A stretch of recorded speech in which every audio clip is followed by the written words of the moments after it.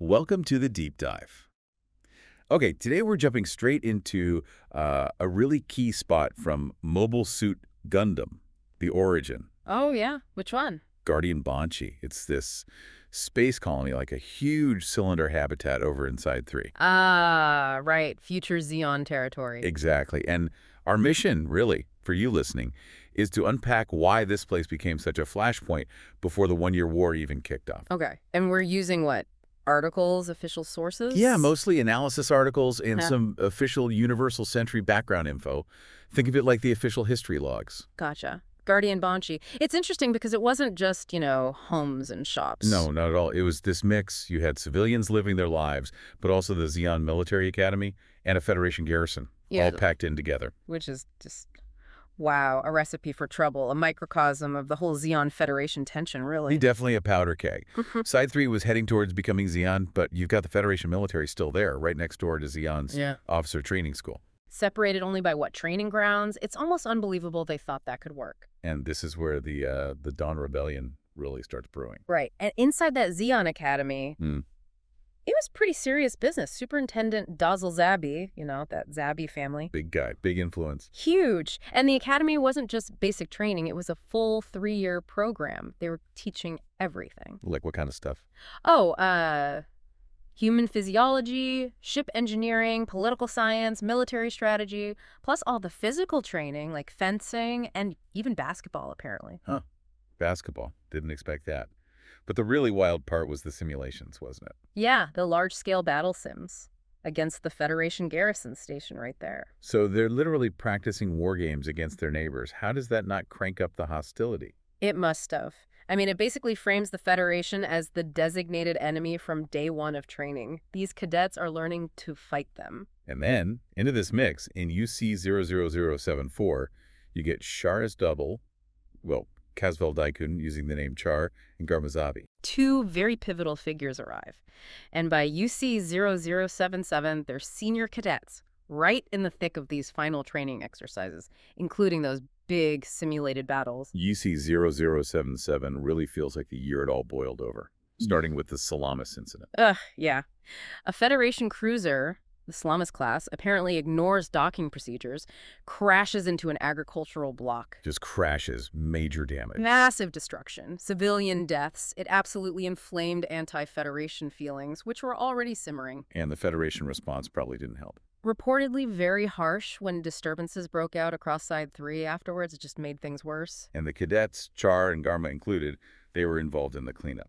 Grim work. Yeah, pulling bodies from the wreckage. And it's around then that Char spots something interesting, doesn't he? Ah, right. The mobile worker prototype, the MW-01. Under Dazzle Zabi's watch, a little hint that Zeon's military tech is maybe further along than the Federation realizes. Which plays into the whole dynamic. Because the Academy's location, next to the garrison, it made the cadets almost like hostages, right? In a way, yeah. Especially kids from important families like Garma.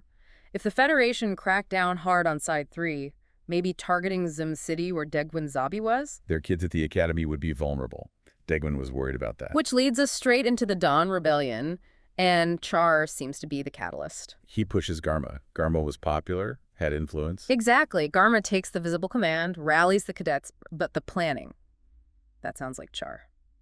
He supposedly got hold of garrison maps illicitly. Sneaky. Some reports even suggest the official story downplayed Char's role later.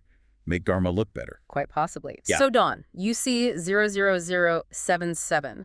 About 200 third-year cadets launched this surprise attack. 200 against how many feds? Well, the garrison was supposed to be larger, maybe a couple of thousand, but a battalion had been sent off towards Zum City for some kind of public security ops, so fewer were actually there. Ah, so they were already weakened. Still outnumbered, though. Definitely. But surprise was key. They hit specific targets.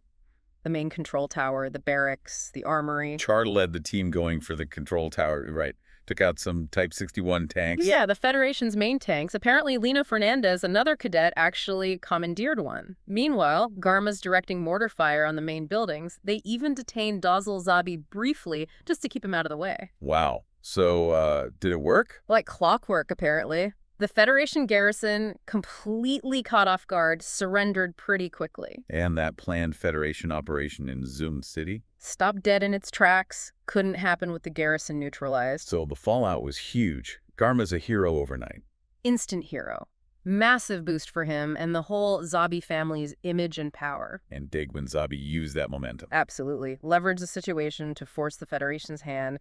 They had to agree to pull all remaining military forces out of Side 3 entirely. A complete withdrawal. That's huge. Basically, de facto independence for Zeon right there. Pretty much. And it really showed how badly the Federation underestimated Zeon's determination, even among students. Complacency, bad intelligence. And for Chart, what was his angle?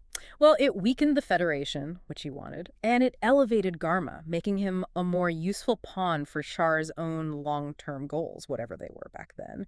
His revenge plot was already in motion. Okay, so wrapping this up, Guardian Banchi wasn't just some random colony. It was like a critical stage.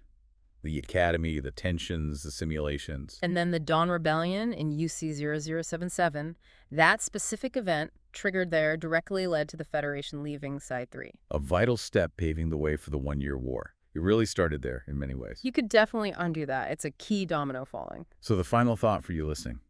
Think about how these localized events, like a student uprising in one colony, driven by a few key individuals like Char and Garma, can fundamentally shift the geopolitical landscape. Where else, maybe even in our own history, might we find similar stories hidden within larger conflicts, these small flashpoints with massive consequences?